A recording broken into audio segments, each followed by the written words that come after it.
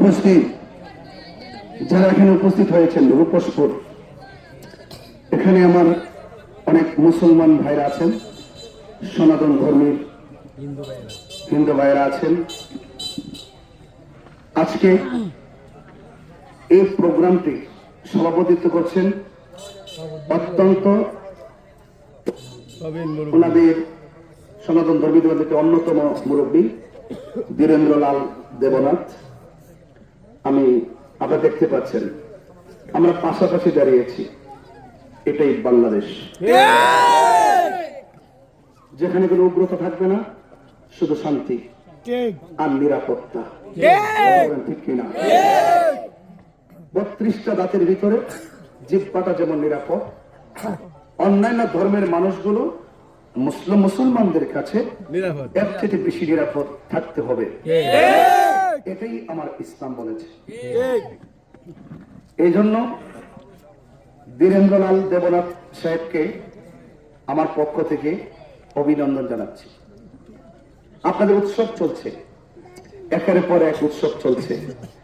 মুসলমান মসজিদে যাচ্ছে, সনাতন ধর্মীরা মন্দিরে যাচ্ছে, খ্রিস্টান গির্জা যাচ্ছে, বৌদ্ধ পেগড়ায় যাচ্ছে, যার যার ধর্ম স্বাধীনভাবে এই দেশে পালন করছে। এটাই বাংলাদেশ। যারা শান্তি আর নিরাপত্তার পথে বাধা হয়ে দাঁড়ায়, তারা ফ্যাসাদ লাগায়, তারা অশান্তি সৃষ্টি করে। আমরা পরিষ্কার ভাষায় বলতে চাই, আমরা শান্তি চাই, আমরা নিরাপদ জীবন ব্যবস্থা চাই। এই দেশটি সবার অংশগ্রহণে, এই দেশটিতে সবাই যার যার জায়গা থেকে দেশের কল্যাণে কাজ করবেন, এটাই আমার প্রত্যাশা। তবে আমি আপনাদের সামনে যে কথাটুকু বলতে চাই, মোমবাতি জ্বালাইতে হইব না, জ্বালাইতে হইব না, এটা শান্তির প্রতীক। শান্তি সম্প্রীতিতে আমাদেরকে এই দেশ নিয়ে ভাবতে হবে, যেখানে অশান্তি থাকবে না, কোনো উগ্রতা থাকবে না, জ্বালাও পোড়াও থাকবে না, কোন ধরনের অস্থিরতা থাকবে না, থাকবে শুধু শান্তি। কি থাকবে? শান্তি। এই জন্য আমি টোটাল এলাকাটাই সনাতন ধর্মীদের হিন্দু বাইরের এলাকা, ঠিক না? এখানে অনেক ভোটারদের অংশগ্রহণ, আর এখানেই কেন্দ্র, ঠিক না? তো আমি আপনাদের কাছে অনুরোধ করে যাব, আমার পূর্বে বক্তব্য ছিলেন খুব সুন্দর ভাষার নাম কি, প্রেমানন্দ দেবনাথ।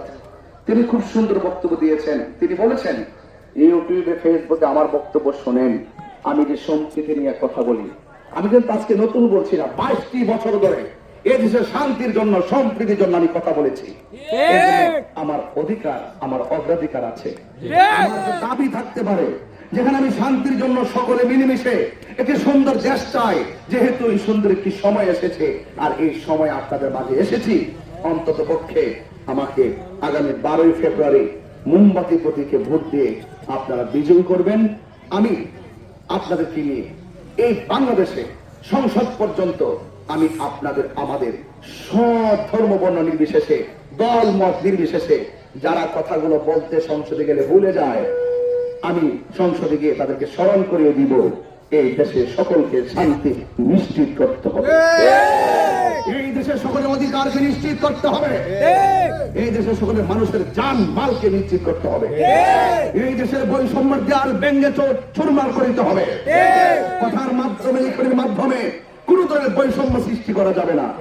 আদর্শের মাধ্যমে, নীতির মাধ্যমে, ইনসাফের মাধ্যমে শান্তি প্রতিষ্ঠা করতে হবে, নিরাপদ জীবন ব্যবস্থা নিশ্চিত করতে হবে, এবং মেহনতি মানুষের অধিকার প্রতিষ্ঠা করতে হবে।